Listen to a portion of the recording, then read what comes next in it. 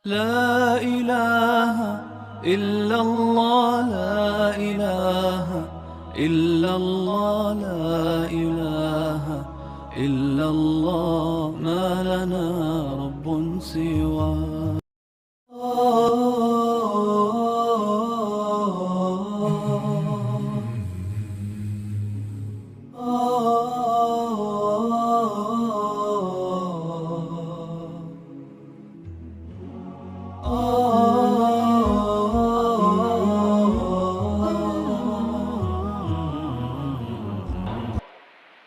Ini sering ada yang menyampaikan, Ustaz, saya ingin berhijrah gitu kan, lebih baik dari pandangan Allah dan Rasulnya. Apa yang pertama harus dilakukan? Satu, mantapkan tauhid dan akhlak. Ingat bersamaan. Jadi ketika belajar tauhid, belajar juga akhlak. Tidak terputus di sini. Hati-hati ya, hati-hati. Sekarang saya lihat ada miss sini. Ya, tauhid, pendidikan yang mengenalkan kita dengan Allah, sehingga merasakan kedekatan dengan Allah Subhanahu wa taala, seakan-akan kita merasa setiap tindakan kita diawasi oleh Allah Subhanahu wa taala. Merasa. Antum pulanglah ke rumah. Lihat baik-baik di rumah. Berapa harta yang pernah diperoleh oleh antum dalam kehidupan yang kira-kira tidak ada ridha Allah di dalamnya. Berapa kemudian, tenaga yang pernah dikeluarkan setiap hari, yang ketika antum kerjakan Allah tidak suka dengan itu semua. Maka untuk menguatkan itu, pelajaran dikenal dengan pelajaran tauhid. Dan tauhid bersanding dengan akhlak. Makanya kalau orang sudah belajar tauhid, dia punya ikatan yang dekat dengan Allah, terikat. Di begitu jalannya ingin dilihat oleh Allah baik, makannya ingin dilihat oleh Allah baik, bicara ingin didengar oleh Allah baik. Jadi mustahil ada orang bicara mengeluarkan kata-kata kotor, karena dia tahu Allah tidak suka dengan kata-kata kotor. Paham dia. Makanya dia punya ikatan dengan Allah. Ikatan disebut dengan akad. Semakin kuat ikatannya disebut dengan akidah. Karena itu dulu pelajaran akidah itu dihadirkan jadi kurikulum dalam kehidupan kita. Itu tauhid. Dan ketika diajarkan akidah, akhlaknya muncul. Makanya dulu ada pelajaran akidah akhlak. Silakan cek. Semua orang yang sudah berislam punya ikatan dengan Allah Subhanahu wa taala, akhlaknya berubah dari jahiliyah menjadi terbuka. Dari pencela jadi pecinta, pemukul jadi perangkul, dari orang paling pelit jadi orang paling dermawan. Jahiliyah berubah. Cek. Tiba-tiba muncul akhlak.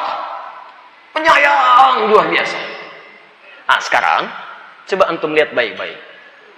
Dulu kita bandingkan ya. Saya September kemarin itu saya genap berusia 33 tahun. Kecil saya saja. Ini maksud saya rentang usia saya yang masih begini. Waktu kecil masih mengalami pendidikan akidah akhlak, masih belajar, Pak. Bahkan masih hafal kitabnya. Yang paling menarik, ketika akidah akhlak diajarkan di sekolah-sekolah, saya tidak pernah dapati ada anak SD bakar kelas. Anak SD pukul kawannya sampai meninggal. Anak SD perkosa temannya. Anak SD sampai merokok. Saya nggak temukan, Pak. Hampir umumnya nggak saya temukan. Susah. Sekarang perhatikan baik-baik. Nampaknya ada semacam usaha-usaha untuk menghilangkan nilai-nilai itu melekat kuat dalam kehidupan kita. Mulai digeser. Silahkan cek, masih ada nggak sekarang akhlak? Berubah. Sebagian tempat sudah berganti. Pendidikan karakter. Semakin diajarkan pendidikan karakter, semakin tidak berkarakter. Ada yang udah bully, ada yang pukul orang, ada yang bunuh orang, ada yang macam-macam. Bukan pendidikannya yang salah. Barangkali beberapa turunan untuk mengajarkannya ada yang tidak tepat. Pendidikan multikulturalisme ini yang paling bahaya. Paling bahaya. Dulu orang diajarkan untuk menghormati agama dengan cara tidak menyinggung agama lain. Yakini agama masing-masing. Ayo, yang Islam, yakini keislamannya, praktekkan. Gak usah paksa orang lain untuk masuk Islam. La ikraha fid din. Yang Kristen, ayo silahkan, sesuai dengan keyakinan Anda. Kami tidak berdakwah, tapi tidak harus paksa Anda. Masing-masing, silahkan. Jadi dulu orang kenal, kalau Tuhannya siapa? Allah. Agama yang benar siapa? Kata orang Islam, Islam. Kata yang lain, sesuai keyakinannya. Sekarang tidak. Tiba-tiba pelajaran akidahnya dihilangkan, muncul pelajaran pendidikan multikulturalisme, kembangkan, kita toleransi beragama. Masya Allah. Anak SD sudah diajak mengunjungi tempat ibadah agama lain. Dan ditunjukkan, inilah sebetulnya semua agama mengajarkan kebaikan. Kalau dari kecil sudah dirusak akidahnya, bagaimana saat dewasanya? Kan negara kita itu menjamin kemerdekaan. Tiap-tiap penduduk memeluk agamanya masing-masing. Pasal 29 ayat 2. Negara menjamin kemerdekaan penduduk, tiap-tiap penduduk untuk memeluk agamanya masing-masing. Lihat kalimatnya. Ada. Negara menjamin kemerdekaan tiap-tiap penduduk untuk memeluk agamanya masing-masing dan beribadah menurut agama dan kepercayaannya itu. Lihat, dijamin. Anda yang muslim, yakini dengan keislamannya. Anda yang non-muslim, silahkan yakini. Kami tidak paksa. Sebetulnya toleransi terindah itu zero tolerance. Itu yang paling bagus. Jangan saling mencampuri, antum pun nggak boleh ganggu ya. Awas. Kalau ada teman-teman kita misalnya, dalam kebangsaan, dalam kehidupan, misal, sedang ibadah di tempat ibadahnya, nggak boleh ganggu. Dosa antum. Nggak boleh. Di samping ini ada pura, sampingnya ada gereja. Ketika tiba masa untuk ibadah yang diyakini oleh mereka, biarkan aja. Dakwah, tugas kita. Tapi mengganggu nggak boleh. Makanya dulu ketika itu dipraktekkan dengan baik, ketat dengan baik, itu biasa-biasa aja. Tidak ada gitu. Terorisme itu bukan urusan agama. Itu yang nembak di Las Vegas itu. Pedok. Ya. Pernahkah disebut sebagai teroris? Tidak. Karena sekarang dikesankan terorisme itu lekat dengan agama, itu yang keliru. Yang ingin saya sampaikan teman-teman sekalian, ketika dulu kita mendapatkan pelajaran akidah akhlak, akidah kita kuat, akhlak kita baik. Singgungan-singgungan itu hampir nggak ada. Saya belum pernah dapatkan ada orang berantem antara Kristen misalnya dengan Islam. Dulu hampir jarang sekali, tipis kecil. Silahkan cek. Hindu, Buddha, macam-macam hidupnya biasa-biasa aja. Ini sekarang ketika pelajaran akidah akhlak sudah nggak ada, bahkan yang paling menarik, akidah masih ada, tauhid, akhlaknya nggak ada. Yang paling aneh, semakin belajar akidah, semakin kuat tauhidnya, tapi akhlaknya nggak ada. Katanya antum kajian tauhid, tapi begitu keluar dari kajian tauhid, celah orang, celah sini, celah sana.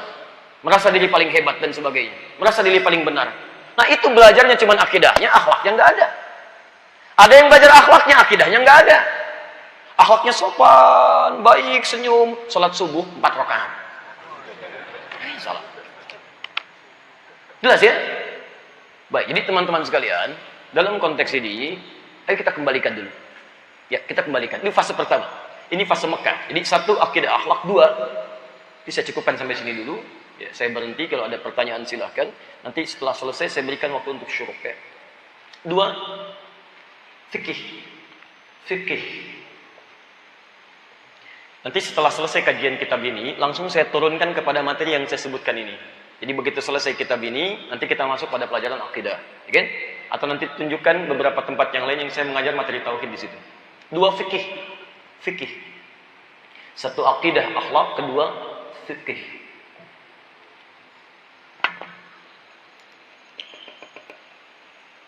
Lihat ya, sebelum masuk ke masalah fikih, saya ingin tanamkan pada antum, ingat betul baik-baik, antara akidah dengan akhlak itu beriringan. Jadi jangan sampai ada pembelajar yang belajar akidah, akhlak hilang. Atau belajar akhlak, akidah hilang. Saya pernah mengajar satu tempat. Nggak perlu saya sebutkan lah, ya, tempatnya di sekitaran kita. Begitu saya datang, saya mengajar tauhid. Ada di antara peserta itu juga yang sudah belajar tauhid dengan ustaz lain. Begitu saya datang, kemudian kami mengajarkan, dan saya nggak bawa kitab pada saat itu. Karena saya sudah kumpulkan beberapa kitab-kitab, saya resum, saya jadikan PowerPoint dan dibagikan. Apa yang terjadi? Tiba-tiba murid yang baru belajar ini, kemudian memberikan gambaran. Ini ustadznya, ustadz nggak sunnah nih, ngajarnya nggak pakai kitab. Pelajarannya juga beda dengan guru-guru kita. Ini yang bahaya. Yang lebih hebat lagi, dibuat isu di sekitaran. Ini ustadz nggak sunnah, ngajar nggak pakai kitab. Baik, disampaikan oleh pengurus kepada kami. Saya bilang nggak apa-apa, insya Allah nanti kajian berikutnya kami datang. Begitu mau datang kajian berikutnya, dikasih saya flyer, dituliskan di situ kajiannya kajian kitab, plus dengan kitabnya, jadi kitab di situ. Seakan-akan pesan ke kita, kalau mau datang mengajar bawa kitab ini. Tayyib.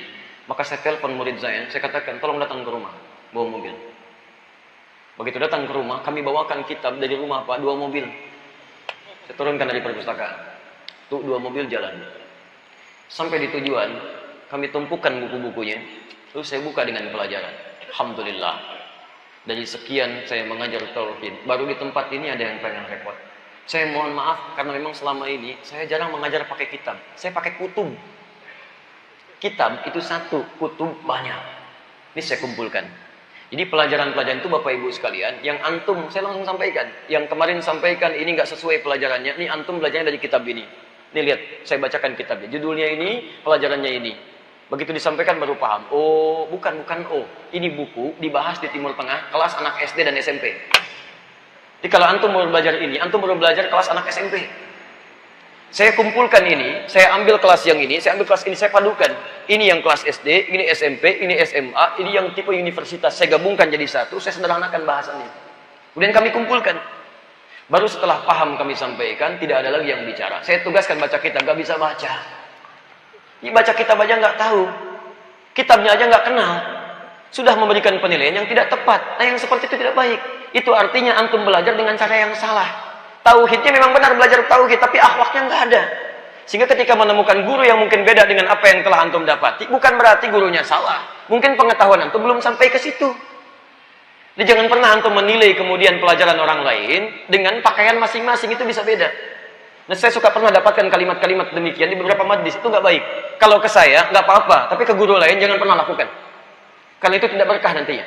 Antum ketika menyimpulkan seseorang dengan batasan nalar antum dan itu tidak tepat, maka ilmunya tidak akan sampai kepada diri anda.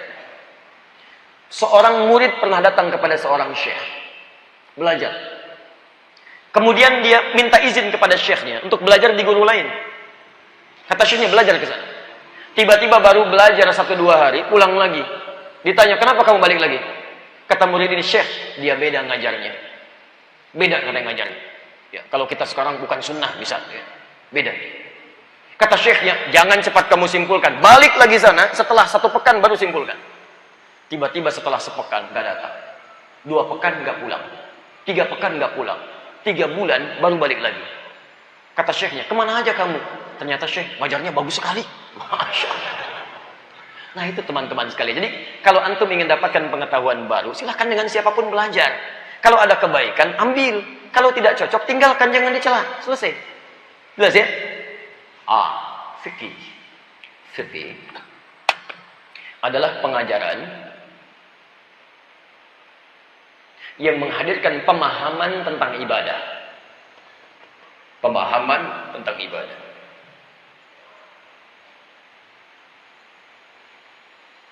Saya berhenti di sini ya, 3 menit lagi.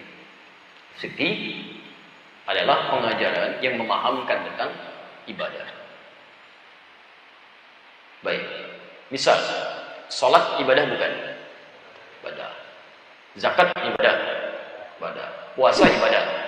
Baik, pertanyaan saya, bisa tidak antum sholat tanpa belajar? Ayo sholat, siap. Baik. Bagaimana caranya Pak? Belajar dulu. Sahabat aja belajar. Nah, sekarang ketika antum akan belajar tentang sholat itu, maka ilmu untuk mempelajarinya disebut dengan fikih namanya. Fikih. Terambil dari bahasa Al-Quran, surah ke-9, ayat 122. Posisi paling kiri sebelah bawah. وَمَا كَانَ الْمُؤْمِنُونَ لِيَنْفِرُوا كَافَّةً فَلَوْلَا نَفَرَ مِنْ كُلِّ فِرْقَةٍ مِّنْهُمْ طَائِفَةٌ لِيَتَّفَقَّهُوا فِي الدِّينِ. Fikih. Tafaqquh fi din. Hendaknya ada sebagian orang-orang beriman itu tidak sibuk berjuang semua. Di antara mereka mesti ada yang mempelajari agamanya. Ketika belajar tentang agama itu disebut dengan fikih. Tafaqquh, liyatafaqahu fid din. Din. Apa yang disebut dengan din? Din itu apa? Halo? Gini. Kita cuma punya waktu sekitar 3 menit lagi. Jadi kalau tidak tahu cukup katakan wallahu a'lam ya. Kebanyakan mikir habis waktunya nanti. Baik. Apa yang dimaksud dengan din? Islam. Quran surah ketiga Ali Imran ayat 19. Inna dina indallahil Islam. Nah, kalau antum ingin belajar din, artinya belajar Islam. Islam itu dibagi 2. 1 tauhid, 2 syariat. Tauhid nanti menghasilkan akidah, syariat ilmunya fikih. Hadis riwayat Muslim, nomor hadis yang ke-8 dari Umar bin Khattab radhiyallahu taala anhu. Paling kiri sebelah atas di kitabnya. Lihat, ketika Nabi ditanya tentang Islam, jawabannya 1, antasyhada an la ilaha illallah Muhammadur Rasulullah. Tauhid. Bersaksi bahwa tiada Tuhan selain Allah dan Muhammad utusan Allah. Antasyhada an la ilaha illallah. Tahu dari mana ini menunjuk tauhid? Ini tafsir dari firman Allah, Quran surah 47 Muhammad ayat 19. Fa'lam annahu la ilaha illallah. Antasyhada an la ilaha illallah. Dibuka oleh Quran dengan fa'lam. Fa'lam mesti punya ilmu annahu untuk menetapkan la ilaha illallah, tidak ada Tuhan selain Allah. Mesti ada ilmu. Kalau nggak ada ilmu nanti disoal oleh orang lain nggak bisa jawab. Kenapa Anda memilih Allah sebagai Tuhan? Terangkan kepada saya. Anda nggak bisa jawab. Susah dia mendapatkan kemudian kepuasan. Punya ilmu. Ilmunya disebut dengan tauhid. Setelah dekat dengan Allah, kenal Allah dengan baik, turunkan lewat ibadah. Dijawab oleh Nabi, wa tuqimas shalah, salat. Wa tu'tiyaz zakah, zakah. Wa tasuma Ramadan, puasa. Wa tahajjal baita in istata'ta ilaihi sabila, haji. 4 berikutnya itu ibadah. Salat, zakat, puasa, haji. Bagaimana Anda salat kalau tidak kenal Allah? Makanya banyak orang tidak khusyuk dalam salat, ya karena nggak kenal Allah. Kalau dia kenal Allah, dia akan paham. Mustahil dia datang menuju salat mengenakan pakaian yang tidak layak. Kalau orang kenal dengan Allah, dia hafal ayatnya. Quran surah 7 ayat 31. Ya bani Adam khudzu zinatakum inda kulli masjid. Hei anak cucu Adam, kalau ada panggilan dari masjid, panggilan salat, kenakan pakaian terbaikmu. Antum dapat undangan di hari Ahad, sering ada undangan. Masya Allah, pakai pakaian terbaik gak? Pakai, kadang-kadang dijahit dulu. Jahit, Masya Allah. Pakaian, sepatu, beli yang baru. Undangan. Pakai cuma sekali. Yang undang siapa? Manusia. Yang undang kapan? Sekali. Prasmanan aja nggak bisa nambah. Cuma sekali. Diundang sekali, pesan pakaian sampai seminggu. Cari sepatu, oh sampai kemana-mana mallnya dicari. Cuma sekali. Prasmanan, nggak nambah. Itu pun kalau kebagian, kadang terlambat, udah habis. Lihat teman-teman. Kenapa antum ketika diundang oleh yang menciptakan Anda, yang memberikan segalanya, kesehatan diberikan, rizki diberi, salah dimaafkan, dosa diampuni, bahkan undangan ke masjid langsung dengan taklim, ada sarapannya kalau ada, dan sebagainya. Itu Masya Allah, gratis, gak bayar lagi. Pakaian seadanya. Apa antum tidak merasa malu di hadapan Allah Subhanahu Wa Taala? Coba lihat teman-teman. Dan saya yang paling bingung ya, bingung saya. Coba eta terangkanlah. Lihat dia. Orang yang musyrik saja pakaiannya bagus-bagus. Coba lihat ya. Sekarang hari apa? Ahad. Di hari ini misalnya ya, ada di kepercayaan lain misalnya mau ibadah. Dalam istilah kita musyrik. Jangan marah ya. Ini kan istilah masing-masing gitu kan, istilah masing-masing. Bisa. Tapi kita itu sopan kalau ngasih istilah. Ya musyrik itu bersyirikat. Kafir itu tertutup dari kata kafar. Ya, ini buku ada covernya. Kalau tercover kita nggak bisa lihat isinya. Dari kafara. Ya, banyak bahasa Arab yang diserap ke bahasa Inggris. Ya, kafar dari kafir. Sugar dari sukar, gula. Kafi dari kohwah, kopi. Dari bahasa Arab itu banyak sekali. Kitun, ya, kitty, cat itu kucing, itu dari bahasa Arab. Kitun. Jadi kitty sekarang. Kitun itu kucing rumahan, kucing jinak. Kalau kucing liar hurrah namanya. Makanya ada Hurairah, anak kucing liar yang dirawat oleh sahabat jadi Abu Hurairah. Tapi kalau kitun, kucing rumahan, jinak. Jadi kitty sekarang, Hello Kitty. Oh, jadi spray, jadi bantal macam-macam, kucing rumahan. Ya. Kembali. Kafar tertutup. Orangnya tertutup, makanya orang kafir itu sesungguhnya itu bahasa sopan, halus. Untuk menunjukkan dia masih menutup diri, belum mau terima hidayah. Makanya ketika turun surah Al-Kafirun, mereka nggak marah. Qul ya ayyuhal kafirun. Katakan, hei orang-orang kafir. Hei yang masih menutup diri, belum mau terima hidayah. Mereka jawab, kami masih menutup kok. Emang kenapa? Nggak marah mereka. Malah merasa nyaman dipanggil demikian. Dalam keadaan nyaman itu dengan bahasa sopan. Walaupun didoakan untuk kembali menetap kepada Islam. Mereka nggak marah. Bayangkan, orang jahiliyah paling pasti bahasa Arabnya. Bahasa Arabnya hebat, sastranya luar biasa. Disebut kafir, nggak marah. Orang sekarang, orang Arab bukan. Bahasa Arab nggak bisa. Alif bata masih cadel. Masya Allah. Disebut kafir. Apa? Marah. Dan Quran itu akhlaknya luar biasa. Kita menyebut yang lain kafir, masih tertutup, belum mau membuka diri. Bandingkan dengan kepercayaan lain. Saya pernah menemukan satu buku kitab, saya punya koleksinya di rumah. Dari yang paling klasik sampai yang kontemporer, dengan perubahan-perubahan. Disebut domba, tersesat lagi. Domba-domba yang tersesat. Manusia turun status jadi domba, tersesat. Anda bayangkan. Oh, sudah. Kembalikan ke asal. Nanti lama-lama jadi tersangka saya gitu kan. Kita diskusi aja. Kalau ada sesuatu yang kurang menarik, kita diskusi. Supaya ranahnya ilmiah. Jangan sampaikan ujaran-ujaran kebencian. Itu tidak baik. Ya. Teruskan. Teman-teman sekalian. Coba bandingkan. Orang mau musik saja. Pakaiannya bagus-bagus. Ini antum pulang ya. Coba lihat. Ada yang pakai jas. Ada yang pakai batik. Perempuannya pakai kebaya. Bawa anak-anaknya pang dua. Pakai manisan di sini. Sampai betah. Antum yang sudah muslim, sudah berislam. Kenapa antum malu beribadah menghadap kepada Allah dengan kebaikan? Ancak budallah. Makanya pakai ilmu, fa'lam. Tauhid itu mengajarkan akhlak juga dalam prakteknya. Makanya ketika orang-orang kenal dengan Islam, kenal dengan Allah dengan baik, muncul yang kedua, salat. Begitu salat tauhidnya sudah ada. Salatnya khusyuk karena dia merasa disaksikan oleh Allah Subhanahu wa taala.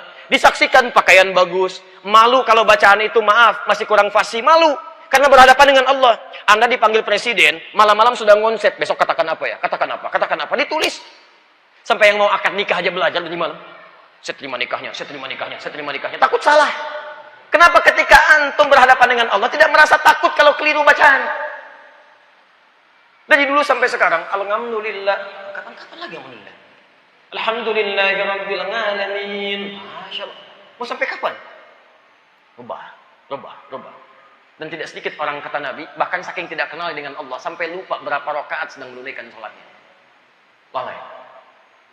Ilmu untuk memperbaiki cara salat kita itu disebut dengan fikih namanya. Bagaimana takbir yang baik, bagaimana ruku yang baik, apa dampak salat dalam kehidupan. Kira-kira 2 materi ini dulu yang saya sampaikan tentang prioritas belajar.